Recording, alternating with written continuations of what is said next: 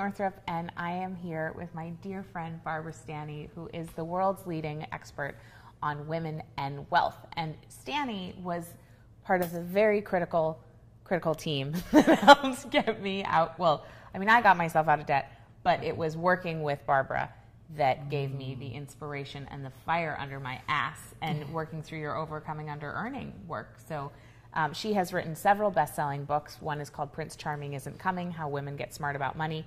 The other one is called Overcoming Under Earning, which was hugely valuable in my life. And her latest book, which I'm so excited to share today, is called Sacred Success, A Course in Financial Miracles. So, Barbara, one of the things that I love is that this book is not your typical money book. No. Because you bring in spirituality. Yes. Yeah. Yeah. So how is money sacred to you? How is money spiritual to you? I believe that, especially for women, financial success is a practical process, but it also can be a spiritual practice. Mm-hmm. And I believe something happens when you bring the divine into the conversation about the almighty dollar. Yeah. It makes the journey a transformational process. Right. And for me, my whole healing with money was very much a spiritual journey. Mm-hmm. And so I wanted to share that. Yeah. It's such a good book, first of all. It's a brilliant, brilliant book. And what I love about it is that you're having the conversation about women and power. Yes. And money as a tool. Yes. Right? So can you talk about what power means to you? What I noticed really early on is that women's difficulties with money, because research shows women still, no matter how much money they have, they are not protecting themselves financially. And I believe women's problems or difficulties with money have far less to do with money. Yeah. And it is their fear of and ambivalence about power. Yeah. Because power demands that we step up to the plate, that we become all we can be, that we authentically speak our truth. Yeah. My definition of a powerful woman is a woman who knows who she is, who knows what she wants, expresses that in the world unapologetically. That's amazing. And who doesn't want to be that? Lots of people. Right? Right. It's scary. Okay, so we're here in Seattle, and I just did the Sacred Success retreat weekend, which is amazing, and she teaches them 2 times a year, one in the Pacific Northwest, one in Baltimore. Yeah. So you can find out about that at barbarastanny.com. And one of the things you talked about is that in our lives, when we don't have what we say we want, it's because really we don't actually want it. Yeah. Right? Right. Did we talk about that? Yeah. We can see it's what I call the law of congruence, that we don't get what we ask for. Right. We get what we really want deep inside. Yeah. So if you're saying, gosh, I want to make more money, but deep inside what you really want is for people to like you, and you don't like people with money.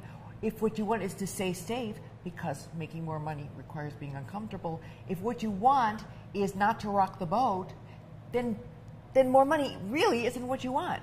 And so the key is really discerning, kind of getting that conflict in there and discerning what is your heart, the deepest, deepest part of you. What is it really wanting? Yeah.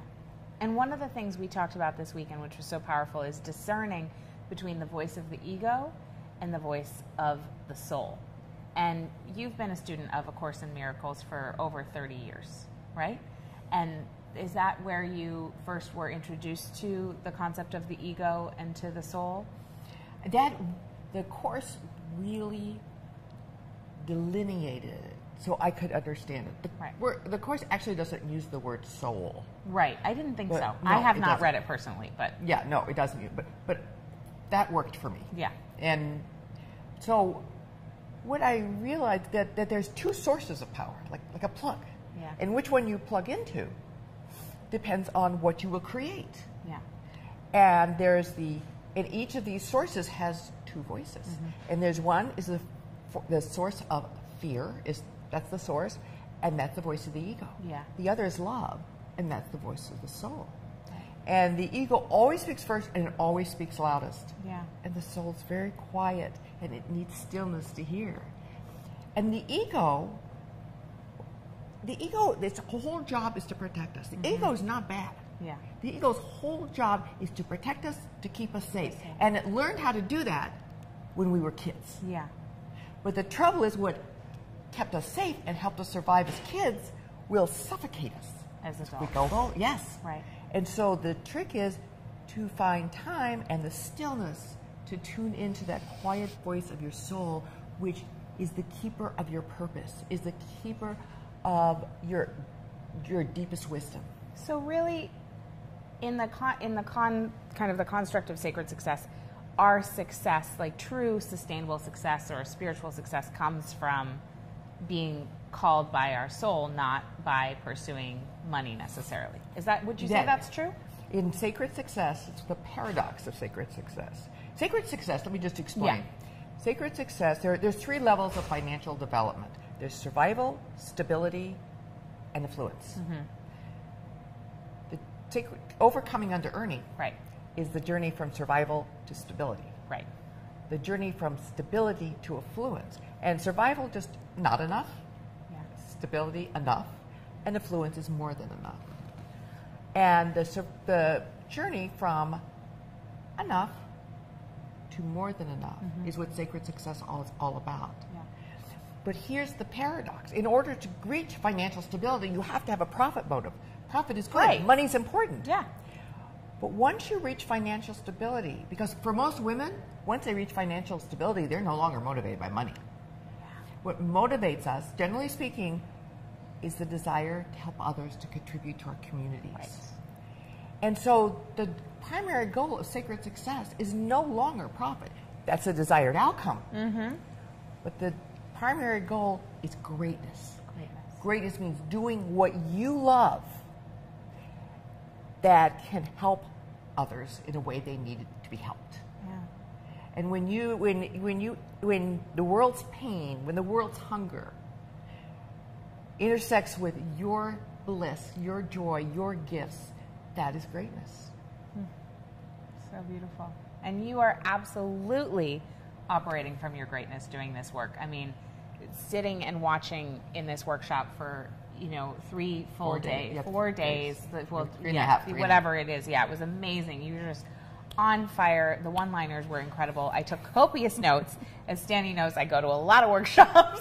And this one, really, I got a huge piece for myself, which will continue to unfold. I'm still very much processing around doing less, because that second step, there's the call to greatness, and then that second step is the surrender, receptive surrender. I can't even remember what it is. I think that's good. I thought for sure you'd block it surrender. completely. No, I'm here. I'm with it. And that piece, like doing less and listening, that your soul's voice needs stillness in order to be heard. And I can be so addicted to being busy and to proving my worth through activity and productivity. And oh my gosh, if every hour of the day wasn't spent doing something that was furthering my goals, then, it's a waste. And so that really came up for me this weekend. I just want to publicly say thank you, because it's a game changer. And I know that that's going to shift some things in really beautiful ways. And I know that there are others listening who I know you're addicted to busyness too. I think busyness is, for many women, our drug of choice. It is. And it's our drug of choice, so we don't have to stop. Because when you stop and you have downtime, what happens is these painful feelings, often the demons you've been dodging, tend to come up. Right. And the tendency is to get into busyness. Better get on Twitter. Yeah, or email, eat, or whatever. But whatever your drug of choice is. Yeah. And for many, it's busyness, and they don't realize it because it's the ego's way of making you feel productive. Yeah, and important. And important. And worthy. And worthy. And all those things. And the worth, for you to really achieve greatness in the world, you need to find the worth inside of you. Right. Because the external can never make you feel worthy, Right. and the external can never make you feel less than worthy. Right. It's that inherent, Yes. unshakable internal. Yes. And I believe that sacred success is a healing journey. Yeah. That's not just about money. It is about becoming all you can be. And I use the example of a sieve. And I say we don't even talk about money until the 3rd day. Right. Because the first 2 days are spent healing those parts of ourselves so we can become a container that can hold the abundance that will come to us. This work is really profound. It's really profound. I'm so grateful to know you. I'm so grateful to be doing this work with you, and for everything that's going to come, both for you and for all the women who were there this weekend, and for everybody who's going to read this book. I think, obviously it's a book for women, but I think men will get a lot out of it as well. And I want to know now the two questions I like to ask at the end of every episode, which is, what are you doing right now that makes you scared, but that you're doing anyway? Writing this book. Yeah. And then publicizing it. Yeah. For me, this is like my coming out party. For me to come out of my spiritual closet and to talk about money in the same breath as spirituality and to intertwine the two is not something that the masses accept. Yeah. And this is terrifying for me. Very terrifying. New. This is very new what you're doing. It's very new. You're revolutionary. Yes, and it scares the hell out of me. Yeah, good. That's awesome. One of the things we talked about that you're so brilliant at pointing out is that fear is inevitable. You can never be fearless. It's just acting in spite of it. See, fear is good. Right. Because fear is a sign that you're leaving your comfort zone. Mm-hmm. And success in anything is always found just outside your comfort zone. Yeah. And so even though I'm scared, and I get scared a lot around this book, I got scared writing this book. Yeah. But I would have to shift my thing and say, oh, goody, I'm scared. That means I'm going outside my comfort zone. This is good. This is good. This is good. It feels like crap, but it is good. I love that. And then when do you feel the most free?